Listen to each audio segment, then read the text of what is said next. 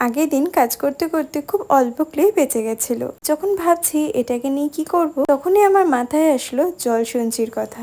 জলসঞ্চি কি সুন্দর আগের দিন একটা পলার আংটি টিউটোরিয়াল দিয়েছিল। আমার কিন্তু দেখে বেশ ভালো লেগেছিল এবং আমি ঠিক করে রেখেছিলাম যখনই আমার কাছে এক্সট্রা ক্লে বেঁচে থাকবে আমি এটা ডেফিনেটলি ট্রাই করব। তবে আমার কাছে ক্লেটা একটু বেশি কম পড়ে গেছিলো।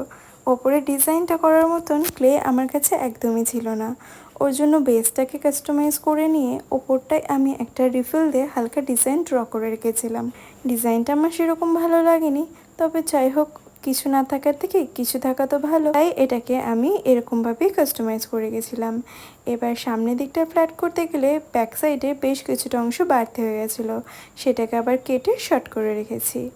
এবার এটা ভালোভাবে ড্রাই হয়ে গেলে আমি এটার উপর রেড কালার অ্যাপ্লাই করে দিয়েছি।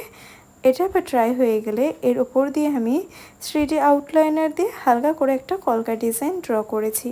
যেহেতু বেসটা খুবই ছোট ছিল, ওর জন্য বেশি কিছু ডিজাইন আমি ড্র করতে পারিনি। যেহেতু নিচের দিকে ডিজাইনটা সেরকমভাবে ভালোভাবে তৈরি করতে পারিনি, তাই আমি 3D আউটলাইনারটা দিয়েই এটাকে ভালোভাবে ড্র করে নিয়েছিলাম। এটা ভালোভাবে ড্রাই হয়ে যাওয়ার পরে আমি এটার উপরে অ্যাপ্লাই করে দেবো গোল্ডেন ডাস্ট পাউডার।